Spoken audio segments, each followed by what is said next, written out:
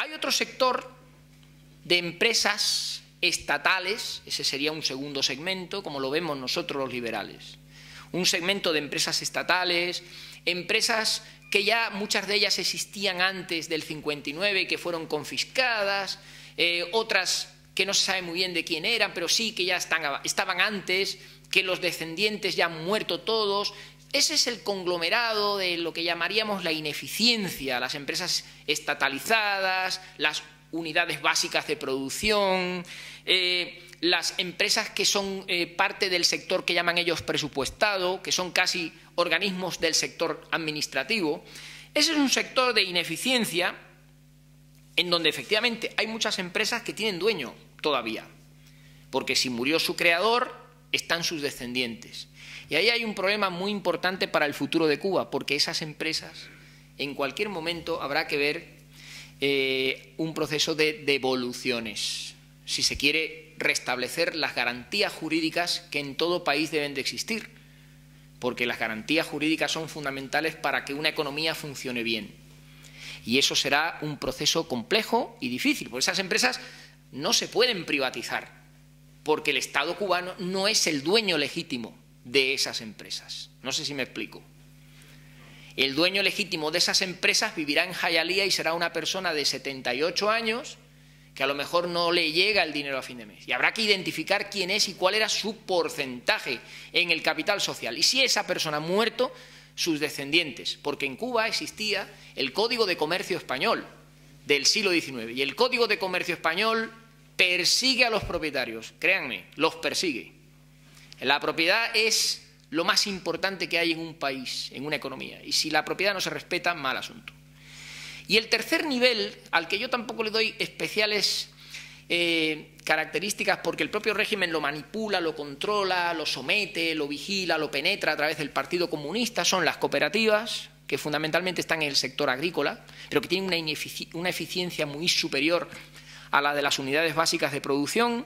Y últimamente también aquí aparecen los trabajadores por cuenta propia, que es la nueva figura que ha aparecido con las reformas que hay en Cuba, pero que son trabajadores que ustedes saben que han existido siempre. Lo que ha hecho el régimen de Raúl Castro ha sido aflorarlos. En lugar de estar en la economía negra vendiendo trozos de pizza en la casa, en la parte de atrás de la casa, en Bejucal, lo que han hecho es permitirle que saquen la venta de pizza a la puerta de la casa, básicamente. Pero la solución no es para una economía potenciar un sector como este en el que la gente, pues, por ejemplo, los peluqueros que van ganando dinero, pues, o que van mejorando sus ingresos, no pueden traspasar sus negocios. Es decir, tú obtienes la licencia para trabajador por cuenta propia de venta de pizza en tu casa y no la puedes cambiar para otra actividad. Esto va en contra de la economía de mercado y en contra de las reglas básicas de lo que es la economía y el funcionamiento. Dicho esto, esos tres grandes segmentos es lo que nos estamos encontrando en nuestros análisis y lo que nos cuentan desde Cuba los economistas con los que mantenemos relaciones. Y les decimos, esos tres segmentos crean una asimetría peligrosísima para la economía cubana. Y llegado es el momento de decírselo a estos pobres con los que nosotros hablamos para informarles de que esa asimetría puede suponer que la economía cubana deje de estar en manos de una ideología política para pasar a estar en manos de unos poderes económicos cuyos escrúpulos pues yo no tengo nada más que decir. Y a mí me dolería que Cuba acabase así. Unos poderes económicos enormes que controlarían pues a toda esa masa de ineficiencia y de pequeños negocios minifundistas que no es la Cuba que vio mi abuelo o mi bisabuelo catalán cuando llegó en 1878. En aquella época en Cuba se podía progresar, y se podía llegar hasta donde uno podía en función de sus posibilidades y sus capacidades. Esta masa de trabajadores por cuenta propia, de cooperativas, de negocios controlados, penetrados por las ideologías, etc. Esto yo no le veo grandes visos de desarrollo. Además, el régimen lo que ha hecho ha sido multiplicar la carga fiscal sobre estas empresas. Esto va en contra de cualquier ley básica de la economía. En una economía te dice que cuando tú estás potenciando una economía desde una base muy baja, lo que hay que hacer es precisamente una moratoria fiscal. Que las empresas no paguen a la seguridad social, que no paguen el impuesto de sociedades o que por lo menos tengan un periodo de tiempo para capitalizarse. El problema de la falta de recursos en Cuba es de tal magnitud que el régimen castrista lo que ha hecho ha sido recargar de impuestos a estas actividades que surgen ahora a los trabajadores por cuenta propia. Les cobran el impuesto sobre la renta, el impuesto sobre las ventas, que es una especie de IVA pero que no tiene nada que ver con el nuestro. El impuesto sobre servicios públicos, que es un impuesto, una cosa rara que existe allí en Cuba. El impuesto sobre la nómina de los trabajadores contratados, para aquellos que contraten a trabajadores. Luego todos los cubanos han de pagar un 25% de sus ingresos en porcentaje de lo que es las cuotas de la seguridad social. Y ahora yo me pregunto, ¿y ese dinero de la seguridad social dónde se va a capitalizar? ¿En dónde lo van a poner? ¿Lo van a meter en una caja y conforme lo ingresan se lo dan a los pensionistas? ¿Esa seguridad social cuánto puede durar en un país en donde la población envejece rápidamente y donde cada vez va a haber más ancianos? ¿Qué juego es este? Es todo tan rudimentario y tan elemental que cuando ves escenas de cubanos yendo a un cajero automático y asombrándose de que se puede meter una tarjeta y sacar dinero y dices, no, esto no es normal. Cuando Cuba en el año 59 era una de las economías más dinámicas de América Latina. Otra reforma que ha sido un fracaso es la entrega de tierras. Desde el primer momento dijimos que la entrega de tierras no era una buena política porque cuando a una persona tú no le das el derecho de propiedad de algo, no tiene ningún incentivo para trabajarlo ni desarrollarlo. Estos agricultores que han cogido las tierras arrendadas, lo que han hecho ha sido pues ir a lo fácil. Y entonces, ¿qué se ha producido? Pues un incremento espectacular de la producción del ganado. Y en cambio hay desabastecimiento en productos agrícolas que requieren semillas, fertilizantes y quitar el marabú que infesta el campo cubano por la desidia de la economía estatal que se ha despreocupado de la mayor parte de esas tierras. Esto es increíble, pero esto es así. Hay muy bajos porcentajes de entregas de tierras y esta política que se anunció como una gran política y que aquí en España todos los medios de comunicación decían, oh, el régimen se producen transformaciones y cambios, y lo que nos llega de Cuba es que la mayor parte de estas tierras, el problema que tienen ahora es cómo incentivar que no las dejen, porque hay muchos que las están dejando ante la situación de que es imposible. Entonces, pues hay que recurrir a más importaciones, con más gasto, para volver a pedirle a Estados Unidos que por favor te venda pollo y cereales para llegar a fin de mes. Ese modelo que les he descrito de tres agentes económicos, las empresas potentes, las empresas estatales ineficientes, los cuentapropistas, unido a estas reformas que no van a ningún sitio, conviven con un grave problema que hay en Cuba, que es la dualidad monetaria. En Cuba circulan en este momento dos monedas. Es una situación que se puso ya, como ustedes saben, en la historia de Cuba nos enseña que Cuba funcionó con tres, porque ahí, claro, circula el dólar también.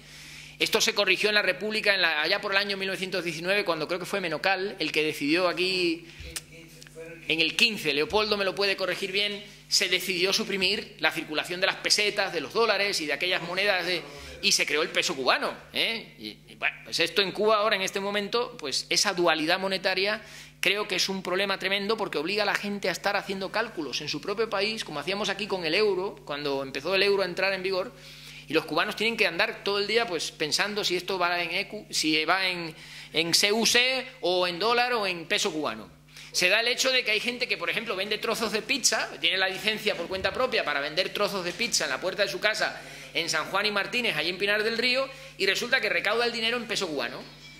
Entonces va con el peso cubano al banco a cambiarlo por CUC. ¿Por qué? Porque el tomate que tiene que utilizar y el queso para las pizzas o la harina lo tiene que pagar en CUC. O sea, esto es, vamos a ver, esto no es una economía normal, esto es una economía de locos.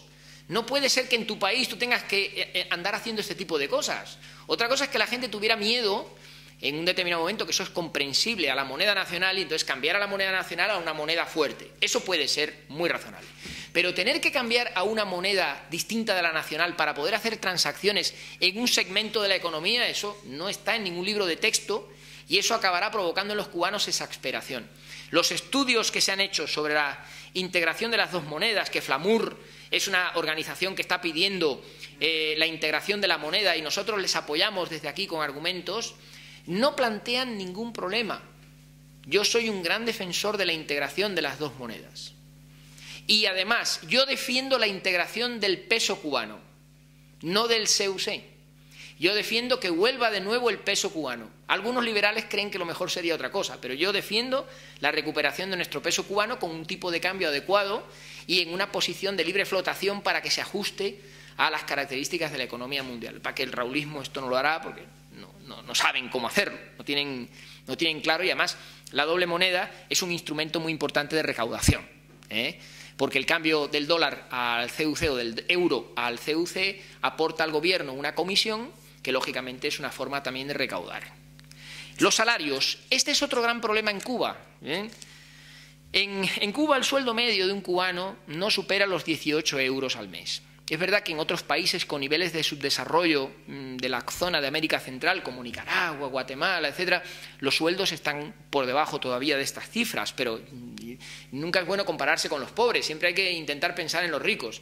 El tema es que el régimen cubano decía, no, es que los cubanos no cobran solo el salario nominal que se les paga. Los cubanos también tienen unos salarios reales elevados porque tienen derecho a la sanidad y a la educación gratuita y prestaciones sociales como concursos de salsa y tienen la posibilidad de ir al cine más barato y no sé qué y tal. Bueno, esos salarios reales, como consecuencia de los ajustes económicos, está bajando. Está bajando la libreta de racionamiento, el conjunto de los alimentos racionados cada vez es más exiguo y los cubanos se dan cuenta de que con lo que cobran tienen que hacer frente a sus necesidades de consumo.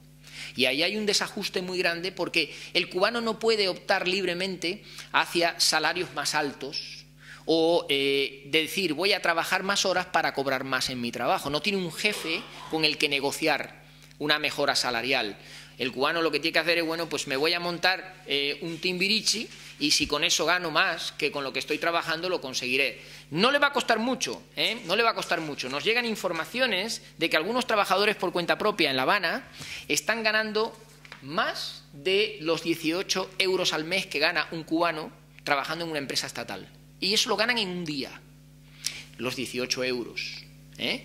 Esa situación provoca que, por ejemplo, la matrícula universitaria este año se haya visto floja, normal. ¿Quién va a estudiar a la universidad para luego ganar 448 pesos cubanos al mes? Que son los 18 euros de los que hemos hablado. Nadie en su sano juicio va a hacer eso. Más o menos. Que no tiene ningún sentido. Entonces, ¿qué es lo que está ocurriendo entonces en Cuba con bajos salarios, dualidad monetaria, una economía distorsionada, una política de reformas que no va a dar ningún resultado? Lo que está sosteniendo la economía cubana, y esto lo hemos destacado en este documento, son las remesas que estamos enviando a las familias del exterior a nuestras familias en Cuba. Este es en este momento el aporte más importante para Cuba, lo cual no es nada extraño en América Latina. Ecuador, Colombia,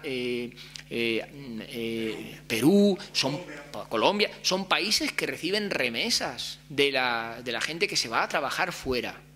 Lo que pasa es que el régimen cubano esto no lo ha reconocido nunca. Es decir, el régimen cubano, siendo yo chiquito, allá por los años 70, cuando vine para España, me acuerdo que la vecina mía de enfrente de mi casa la pillaron con dólares y la metieron en la cárcel. Es decir, que ahora ha cambiado mucho la situación desde el periodo especial para acá. Pero en Cuba eso no se podía entender, que en el paraíso del obrero del mundo hubiera que ir a trabajar a otro sitio para mandarle dinero a tu madre en Cuba. Y eso es lo que está ocurriendo, y eso está cambiando los patrones de consumo de la población cubana. Y este es un dato muy interesante desde el punto de vista porque genera grandes diferencias económicas y sociales en Cuba. ¿En función de qué? En función de tener familia en el extranjero. Fe, sí señor, así es. La familia en el extranjero le permite a los cubanos pues entrar en un hotel y hacer una buena comida o consumir productos que están fuera del circuito del peso cubano o llevar un tren de vida digno en condiciones razonables cuando hayan artículos para comprar. Evidentemente, el consumo, como ustedes saben, es una de las variables que explica el crecimiento de una economía. Consumo, inversión y gasto público son las tres grandes variables que sostienen el crecimiento económico. La inversión en Cuba es un desastre, porque eso no va a ningún sitio. El gasto público lo mejor es que no creciera, al contrario. ¿Qué es lo que está haciendo crecer a la economía cubana? El consumo. Y el consumo es lo que hace que la economía cubana vaya creciendo ese 3%, 2,7%, y lo estamos haciendo crecer nosotros desde fuera.